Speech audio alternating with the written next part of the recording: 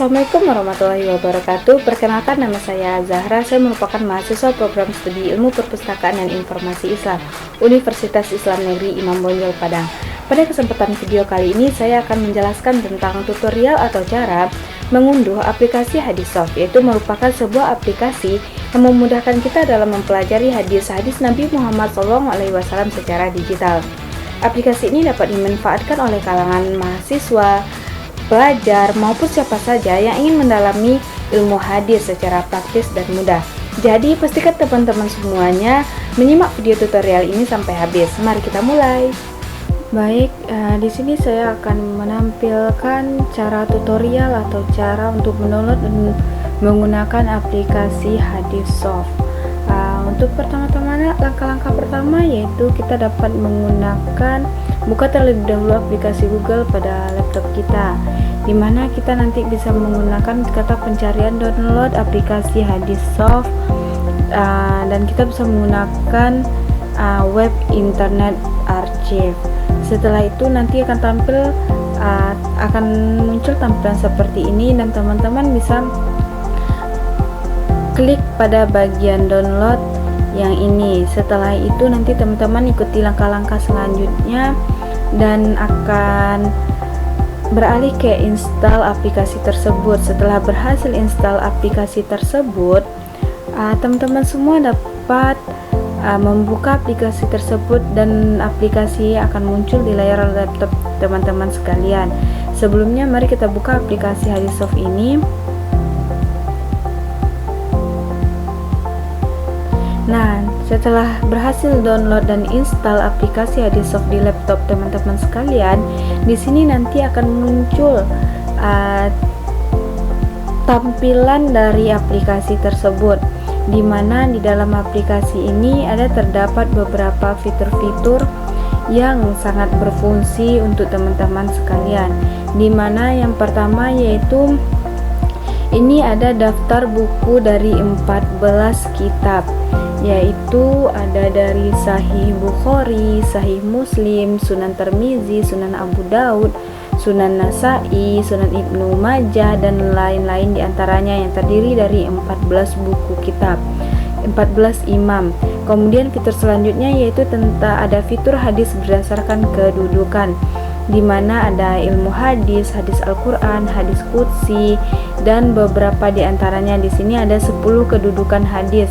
Dan fitur selanjutnya itu ada hadis berdasarkan tema, di mana ada tema iman, ilmu, umat terdahulu, perjalanan hidup, Al-Quran, akhlak dan adab, ibadah, makanan dan minuman, pakaian perhiasan, masalah kepribadian, muamalah, putusan hukum, kriminalitas, dan jihad.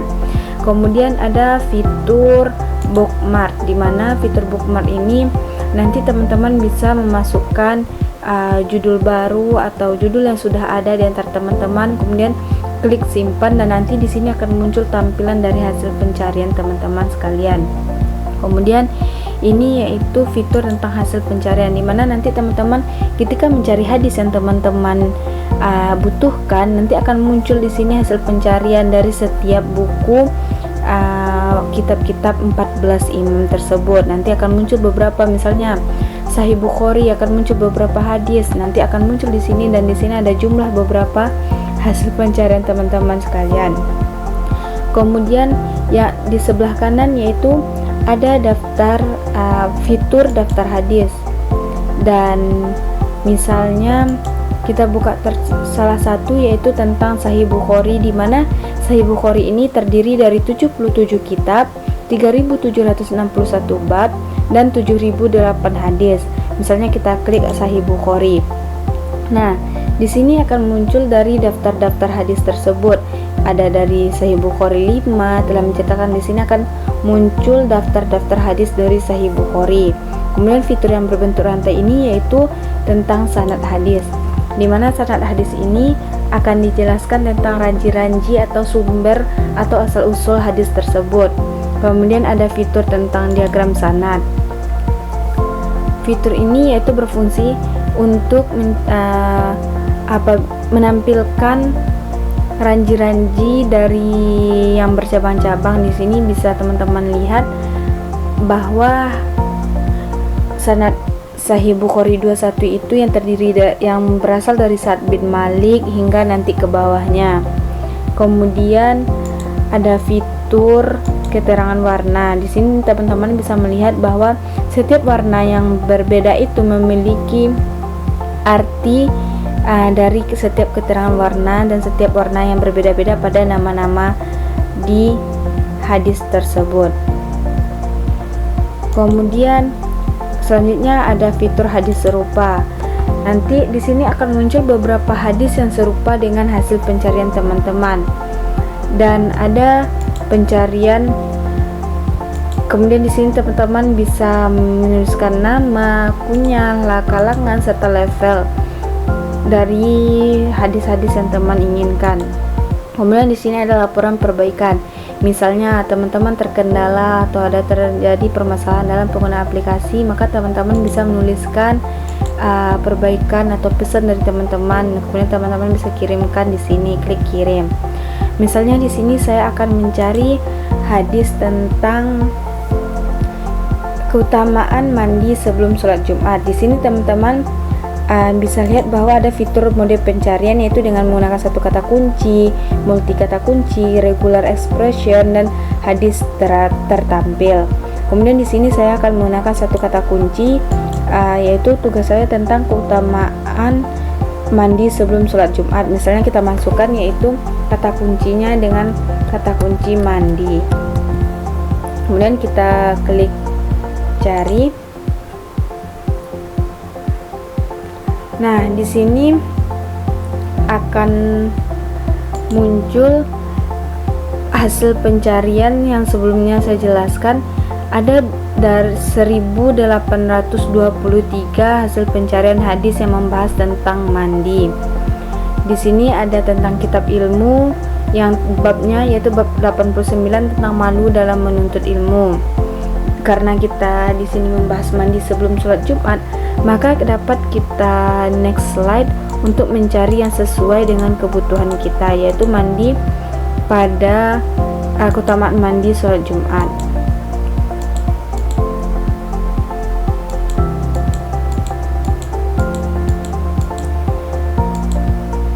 Mungkin di sini kita bisa lihat bahwa ada beberapa hadis yang membahas tentang mandi, namun kita akan menyesuaikan dengan hadis yang kita butuhkan, yaitu tentang keutamaan mandi sebelum sholat Jumat.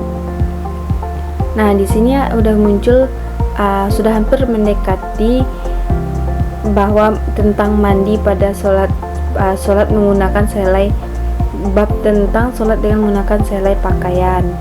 Namun kita membutuhkan sholat Jumat, yaitu kita dapat mencarinya untuk di hadis-hadis berikutnya. Nah, di sini muncul kitab Jumat dan keutamaan mandi pada hari Jumat. Apakah anak kecil boleh menghadiri sholat Jumat? Nah, di sini kita sudah menemukan hadis yang kita butuhkan, yaitu tentang keutamaan mandi pada hari Jumat. Di sini ada hadis dari Sahih Bukhari 828, dimana yang artinya jika salah seorang dari kalian mental sholat Jumat, hendaklah ia mandi. Kita dapat melihat hadis selanjutnya, yaitu hadis Bukhari 829, dan ada hadis Bukhari 830. Mandi pada hari Jumat adalah wajib setiap orang yang sudah balik.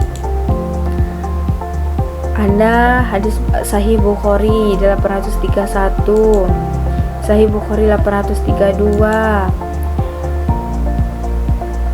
Sahih Bukhari 833, dan masih banyak lagi di antaranya. Setelah itu, apabila teman-teman membutuhkan hadis tersebut, maka kita misalkan, yaitu kita misalkan hadis ini, barang siapa mandi pada hari Jumat sebagaimana mandi janabah lalu berangkat menuju masjid, maka dia telah berkorban seekor unta. Apabila teman-teman membutuhkan hadis ini pada tugas teman-teman, maka teman-teman bisa copy hadis tersebut dan bisa langsung teman-teman tempel pada tugas atau Word teman-teman sekalian. Kemudian ada fitur font. Di sini kita bisa mengubah font sesuai dengan keinginan kita. Misalnya kita mau menggunakan font Algerian atau yang lainnya. Kemudian ada note. Di sini bisa kita masukkan catatan-catatan yang ingin kita simpan dari hadis-hadis tersebut. Kemudian ini ada bio. Di sini ada biografi imam, misalnya tadi tentang Imam Bukhari, dari mana pertumbuhan beliau, nama beliau, nasab beliau, kemudian tanggal lahir hingga masa kecil beliau. Di sini ada 9 halaman untuk biografi Imam Bukhari. Atau imam-imam lainnya bisa kita lihat pada bio ini. Misalnya ada beberapa fitur, ada Imam Ibnu Majah. Di sini ada 4 halaman tentang biografi imam tersebut.